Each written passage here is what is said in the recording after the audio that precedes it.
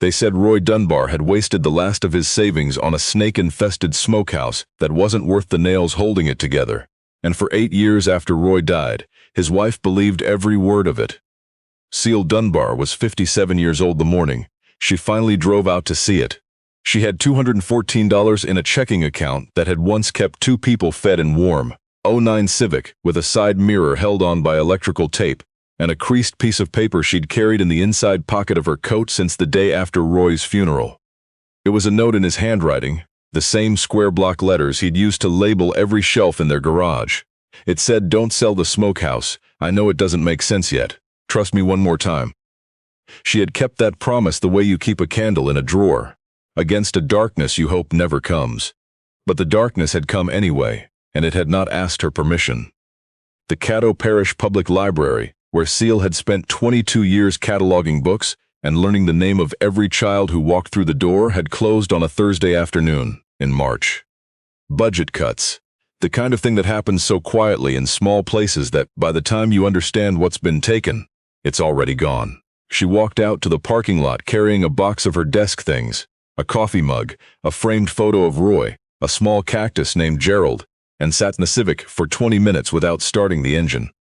She had 3 weeks left on the lease for her apartment in Vivian, no income, no savings worth the name, and a property in the middle of the Caddo Lake marshland that the county assessed at $0, not low, zero. It was the first time in 8 years she had seriously thought about the smokehouse, and the first time she had allowed herself to wonder, really wonder, what Roy had seen in it. She drove out on a Tuesday. The road to the property left the parish highway and turned to gravel, and the gravel thinned to 2 tire ruts through the grass, and the ruts wound out across a low wooden bridge above a tea-colored slough, and then ended in a stand of cypress so old, their knees rose from the water like the backs of sleeping animals. The smokehouse sat at the edge of the water, maybe 30 yards from the bank. She stopped the Civic at the tree line and looked at it for a long moment before she got out. It was smaller than she'd expected and worse.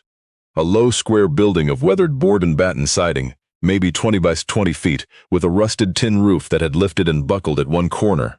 A condemnation notice, faded to near white, was tacked to the doorframe. The sill boards were dark with moisture. The whole thing leaned slightly south, toward the water, like a man who had been standing too long in one place and was tired of it. Ceil stood in the grass and let herself feel, for just a moment, the full weight of how foolish the promise had been. 8 years of property taxes, 3 figures a year she had scraped together from a librarian's salary, out of loyalty to a dead man's note, and this was what she had been loyal to. Then she walked toward it, because she had not driven 40 minutes through cypress swamp to stand in a field. The lock was a combination padlock Roy had put on himself, and the combination was in the little spiral notebook, where he'd kept all his codes and passwords, the one she had nearly thrown away twice and somehow never had. The lock opened on the second try. The door swung in and the smell came out. Cedar shavings, old oil, something sweet and dry she couldn't name, and under all of it, the close mineral scent of a room that had been sealed against the world for years. She stood in the doorway and waited for her eyes to adjust. It was a workshop. Not a storage space, not a ruin. A workshop low-ceilinged and deliberate, with a long plank table running the length of the far wall and a pegboard above it hung with tools. Chisels and gouges and small planes, each one in the outline of its own shape, the way a careful man organizes his tools. A shop-made workbench stood in one corner with a leg vise mounted to its end. Shelves climbed the walls, and on those shelves, arranged with a kind of quiet order, were instruments. Not expensive ones, not finished pieces, but instruments in every stage of making. A guitar body clamped in a form, its sides bent and drying, a dulcimer neck still rough from the rasp. 3 fiddlebacks in various stages of shaping, their arching barely started on some, close to finished on others. All of it covered in the fine gray dust of a room that had been left to itself, but all of it ordered, purposeful, made by someone who knew exactly what they were doing. Ceil moved through the space slowly, touching things she recognized and things she didn't. She had known Roy Dunbar for 31 years. She had known he was patient. She had known he worked with his hands. She had not known this. She had not known he could do this. And then, on the end of the workbench, she saw the thermos. It was the blue Stanley thermos he had taken to every job site for the last decade of his life. Scratched. dented at the base where he'd once dropped it off a dock. She would have known it anywhere. He had been here. After he told her the place was too far to bother with, after she'd stopped asking, he had been driving out here alone and sitting in this shop and making things she never knew about. Ceil set down the flashlight she'd brought from the car.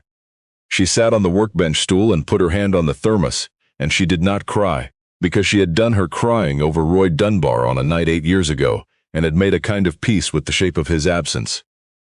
But she sat there for a while, just holding the fact of it, that the man she thought she had known completely had kept this whole other room of himself, had driven out here alone to be in it, and never once found the way to bring her along.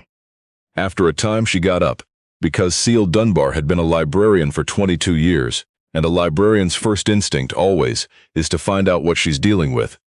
Before we go any further, I want to ask you something. If you've ever discovered that someone you loved had been quietly carrying something beautiful, something they never figured out how to share with you, hit that subscribe button right now and tell us in the comments where you're watching from tonight. We read every single one. And now, let me take you back to that little smokehouse in the cypress swamp, because what Ceil found on the third day is the reason this story exists. She spent the first 2 days just making the space livable. She swept it out, cleared the spider webs from the corners, covered the worst gap in the roof, with a tarp she'd brought from the hardware store in Vivian. She brought her sleeping bag and a camp stove and a jug of water, and she slept on the floor because she had nowhere else to go that wasn't running out from under her. And out here at least the ground was hers. On the third morning she was doing what she always did when she needed to understand a place. Cataloging it. Making a list of everything on the shelves, every tool, every instrument in progress, in the careful handwriting she'd used for 22 years to label card catalogs and donation records. That was when her hand caught the wall. She had been clearing the lowest shelf, setting instruments down on the floor, so she could wipe the dust from the boards behind them, when her fingers dragged across the back wall and found a seam that shouldn't have been there. She crouched and looked. The vertical boards ran floor to ceiling along the back wall, tongue and groove, tight and even, except for one section, maybe 2 feet wide, where the fit was just slightly off, where the paint had been feathered along the edge in a way that was meant to look like nothing. She pressed her palm flat against that section and felt it give, just barely, with a flex no solid wall should have.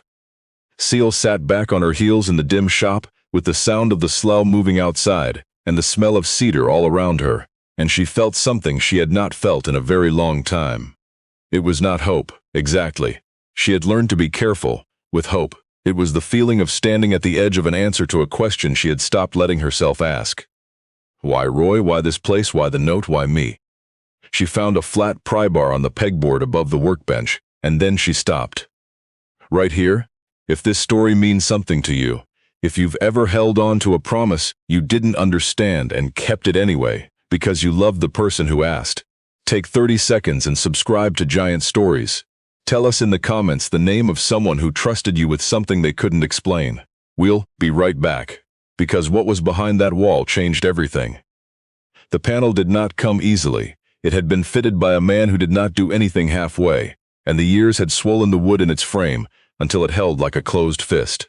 Ceil worked the bar into the seam at the top, slow and careful, and felt the old glue give in a long creak, and then she put her fingers in the gap and pulled, and the whole section of wall came away in one piece. A door, hinged so carefully that the hinges had been let into the frame flush and painted over, invisible unless you were looking for them.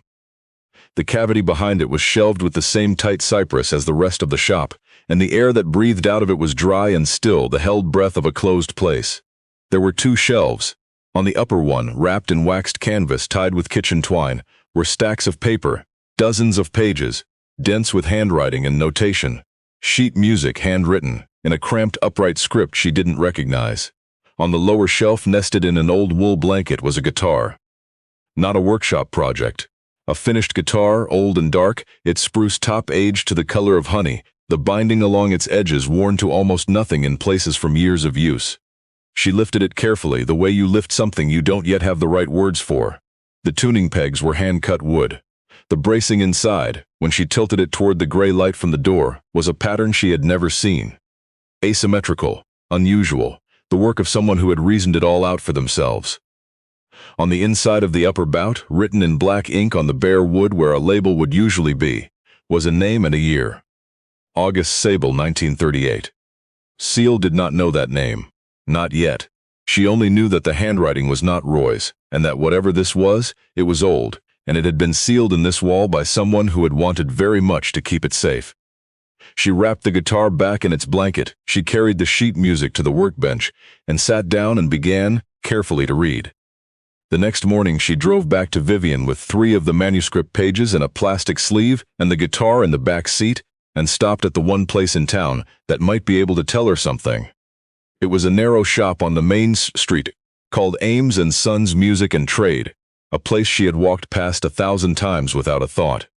The man who ran it was named Fletcher Ames, 78 years old, thin as a rail, with the kind of eyes that were always half-focused on something nobody else could see. He had dealt in old instruments and sheet music for 50 years, and had become the kind of man that specialists in 3 states called when something unusual turned up in an attic. Ceil set the 3 manuscript pages on his counter. Fletcher looked at them without touching them for a long time. Then he looked at her. Then he looked at the pages again. He said very quietly, "Where did you get these?" It wasn't quite a question, she told him. He went to the back of the shop and came back with a pair of white cotton gloves, and he put them on before he touched the first page. He turned it over gently. He read the notation on the second page, his lips moving slightly, and then he stopped moving entirely and just stood there. August Sable, he said to nobody in particular. Then he looked up at Ceil and said he needed to see the guitar. She brought it in from the car and set it on the counter, and Fletcher Ames unwrapped it himself, slowly, and held it for a moment, before he turned it to look at the name written inside. And then he did something she would remember for the rest of her life. He sat down on the stool behind the counter, and took his glasses off and looked out the front window of the shop for a full minute before he could speak. August Sable, Fletcher told her, had been a guitarist and composer out of Shreveport in the late 30s and 40s. He had played the clubs on Texas Street. He had recorded 2 sides for a small label in 1941 that had been reissued twice, and studied carefully by people who cared about such things. The chord voicings were unusual, the compositions more harmonically complex than anything else being made in that region at that time. He had died in 1959 in poverty, no estate, no known family, and his later work, the compositions he was said to have been writing in the years before he died, pieces that musicians who'd known him had described in interviews as the most important things he ever made, had never been found. It had been assumed they were lost. It had passed, over the years, into the category of things that were probably never real. Fletcher gestured at the pages on his counter. "If this is what I think it is," he said carefully, "you are holding the missing half of August Sable's life's work." He told her he was not the one to appraise it. He told her she needed a specialist, someone who handled American roots music manuscripts at the level where such things were taken seriously. And then he told her one more thing, leaning forward slightly. Whatever she did, she should not speak about this to people she didn't know. Word of a thing like this traveled fast, he said, and not everyone it traveled to came with good intentions. Then he asked if he could look at the rest of the papers. When Ceil brought them all in from the car, and Fletcher spread them out on his back table and counted them, 47 pages of manuscript, a dozen loose sheets of handwritten notes, and 2 pages that appeared to be the beginning of a memoir. He went quiet for a very long time. Quiet enough that Ceil finally asked him if he was all right. "I'm trying to decide," he said, "whether I'm looking at the most important find in American roots music in the last 30... He paused. "I think I might be." Ceil drove back to the Smokehouse with the name of a specialist at a heritage foundation in Memphis, and a feeling she did not trust. She had learned in 57 years that hope was a thing that cost you before it paid anything back. So she did what she had always done with feelings she could not afford. She went to work. If the papers were what Fletcher Ames believed, then the Smokehouse that held them was worth saving, and Ceil meant to save it before she let herself think about what it meant. She fixed the roof with salvaged tin from a collapsed outbuilding at the edge of the property. She caulked the gaps in the siding with compound she bought on the last of her credit. She borrowed a generator from her neighbor Hap, got the overhead light working, and the first night the inside of the shop was properly lit, she stood in the doorway for a long time, and looked at what Roy had made out here alone, and understood that she had been so deep in her own grief, she had never once thought to ask what he did with his. The specialist came down from Memphis 6 weeks later. Her name was Dr. Ceil Webb, and she spent 2 days at the workbench with the manuscripts, a magnifying loupe, and a silence that grew heavier with everything she looked at. On the second afternoon, she sat across from Ceil and opened her notebook and told her she wanted to be precise. The 47 pages were consistent in paper stock, ink, and handwriting with documents known to date from the period 1944 to 1958. The compositions were structurally unlike anything in August Sable's recorded output, which suggested they represented his mature work, the pieces he'd been developing in the last 15 years of his life. The guitar was almost certainly built by Sable himself, who was known among collectors to have made his own instruments toward the end of his career. Then Dr. Webb turned her notebook around and let Ceil read the figure written in pencil. The conservative estimate for the manuscript collection alone was $180,000. The guitar, as a maker's instrument with confirmed provenance, could approach or exceed that figure on its own. Ceil read the numbers twice. Then she looked up at Dr. Webb, and Dr. Webb nodded once, confirming she had read correctly. Outside the smokehouse, a heron went over low, its shadow crossing the water, and the slough moved on the way it always had, entirely indifferent to the fact that everything had just changed. The memoir pages, Dr. Webb added quietly, are in some ways the greater find. The music will go to collectors and institutions, but this, she touched the 2 handwritten pages gently, is August Sable explaining himself, writing down what he believed about music and about the people music was for. There is almost no first-person record of this man's interior life. The Blues Foundation has been looking for material like this for 20 years. I would help you see it placed correctly if you'll allow me. Ceil said she would think on all of it. She walked Dr. Webb to her car and stood on the grass by the water and watched the dust settle on the road, and then she sat for a long time on the old dock Roy had patched years ago and let the size of it find its own pace. It could have ended there. A woman at the end of her options, lifted out by a dead man's foresight. That would have been story enough. But word of a thing like that does not stay quiet in a small parish, and 9 days after Dr. Webb drove back to Memphis, a silver pickup that didn't belong to anyone, Ceil knew came down the property road and stopped in front of the smokehouse. The man who got out was named Conrad Hale. He wore the kind of casual, expensive clothes designed to look like they cost nothing, and he had the easy manner of someone who had learned that confidence works better than pressure. Right up until it doesn't. He told Ceil he represented private clients with serious interests in American music history, and he'd heard a wonderful rumor about a discovery out this way and simply had to see for himself. He was charming. He called the smokehouse atmospheric. He walked through it with his hands in his pockets, and his eyes moving over everything, and he did not ask about the hidden compartment, which told Ceil, who had spent 22 years reading what people wanted from the way they held their bodies in a library, exactly how much he already knew. He came to the point the way such men do, gently and from an angle. He understood, he said, that she'd come across some old music papers, folk material, regional. The market was very thin and very specialized. Condition was always an issue with things that had sat in a damp building for decades. He'd hate to see her get caught up in a lengthy authentication process. These things took years sometimes, and the outcome was never guaranteed. But he liked the story, and he was prepared as a personal favor to take the whole collection off her hands. Papers, guitar, whatever else was out here, for $45,000. Cash. This week's, no fuss. No waiting on processes that might never pay out. He smiled warmly when he said it. The way you smile at someone you've already decided about. Ceil looked at Conrad Hale's easy, certain face. She thought about Roy Dunbar, driving 40 minutes through the cypress alone, year after year, tending something he had no words for. She thought about 47 pages of music a man had written in the last years of his life with nobody watching, because he believed it mattered whether anyone ever heard it or not. She told Conrad Hale no thank you, politely the way her mother had raised her. He raised the number twice, the warmth thinning each time like a cloud burning off. She said no again, and when the last of it had gone out of his face and he understood that this tired-looking woman in a thin coat was not going to be moved, He walked back to his truck and said, with his hand on the door, that it was a real shame, with assets like those, if questions ever came up about rightful ownership. He said it the way people say things they want heard, but not repeated. The letter came 12 days later.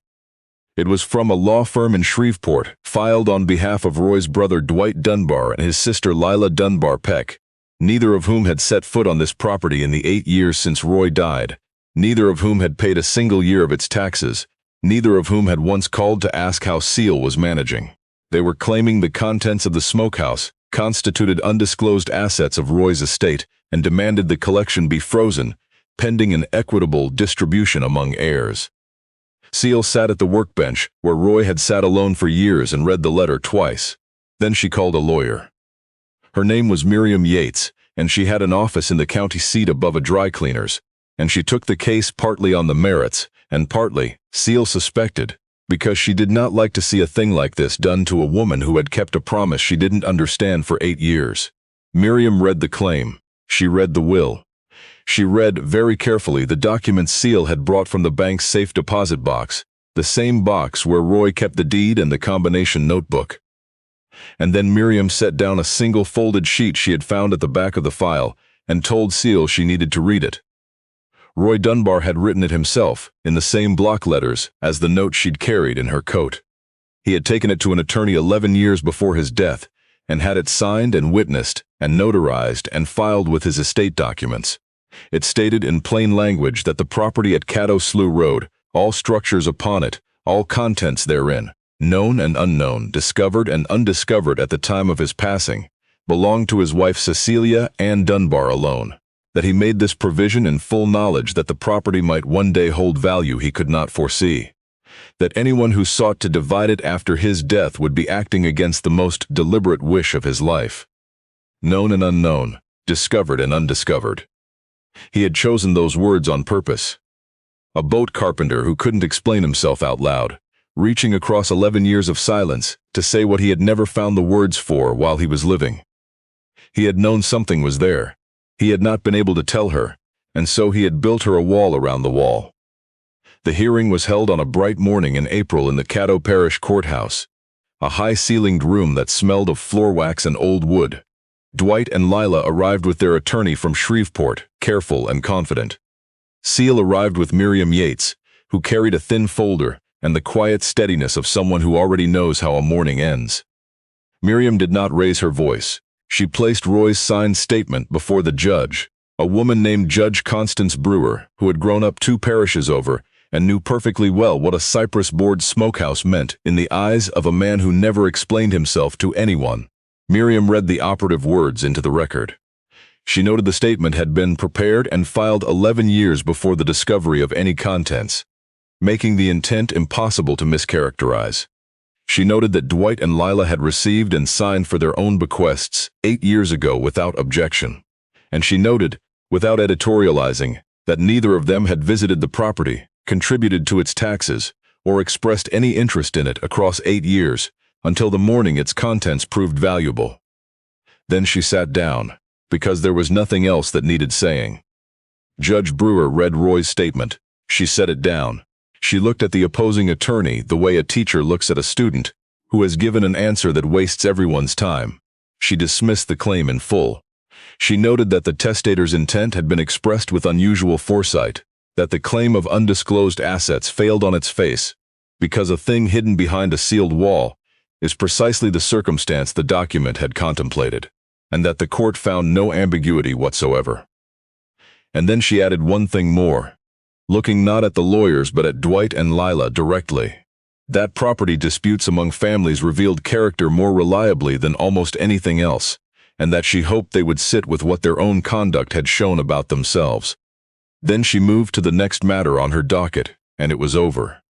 Ceil sat very still after the gavel came down. Lila Dunbar Peck looked at her once in the marble hallway outside. She started to open her mouth and then closed it, because there was nothing she could put in the air of that hallway that the morning light wouldn't expose for exactly what it was. She walked away. Ceil did not call after her. The smokehouse was hers, completely, finally, the way it had always been.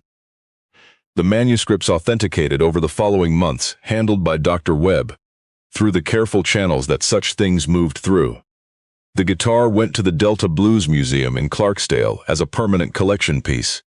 The manuscript pages were acquired by the Blues Foundation, which announced the discovery as the most significant find in American roots music documentation in a generation. The total when everything cleared came to just over $310,000. Ceil did not do with it what anyone expected. The memoir pages she did not sell.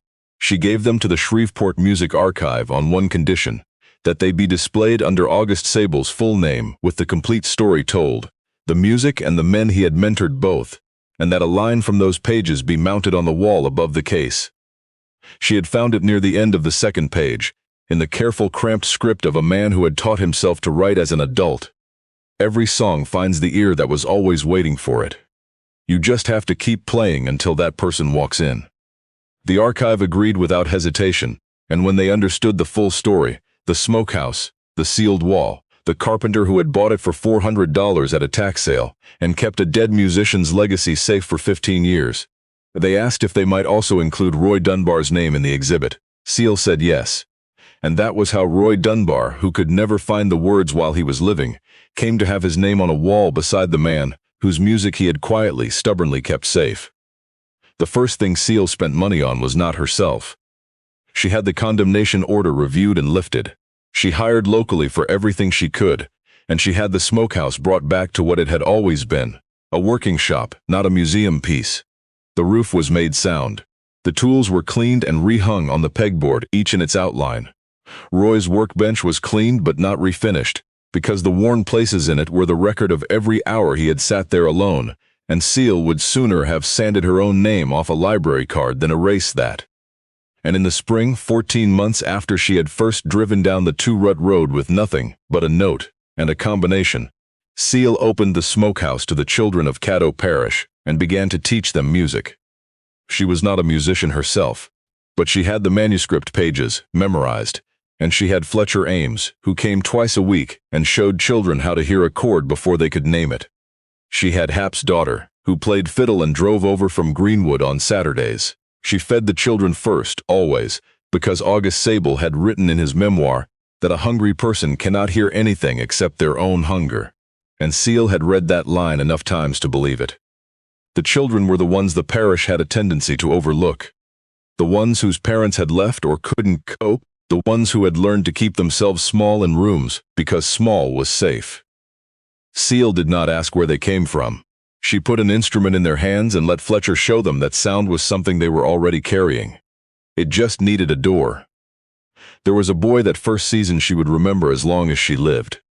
His name was Marcus, 12 years old, who came the first day with his arms crossed, and the expression of someone who had been promised something good before and was done being the kind of fool who believed it. He could not read music, had never held a guitar, and spent the first 2 weeks sitting at the far end of the bench watching the other children, with the careful attention of someone cataloging exits. Ceil did not push him. Fletcher did not push him. On the third week, Marcus picked up a guitar that had been left on the bench and played 3 notes. Not a melody, just 3 notes placed one after the other, listening to the way they moved in the air of the room. He looked at his own hand afterward the way a person looks at something that has just surprised them. Ceil turned away and found something to do at the stove, so the boy would not see that she was undone by 3 notes on a guitar. Because the notes were not the point. The notes were never the point. The point was that a 12-year-old boy who had learned not to trust that anything good would stay had just made something true with his own hands, in a room where no one was going to take it from him. August Sable had written it in his memoir, in the careful script of a man who chose every word because words had not always been available to him. The music isn't for the player. The music is for the person in the room who needed to remember they were still in there. Ceil had read that line the night she first found the papers, in the cold of the closed-up shop with the slough moving outside. She had read it and not quite understood it. She understood it now. On a warm evening that first summer after the children had gone, and the shop was quiet, Ceil sat on the old dock.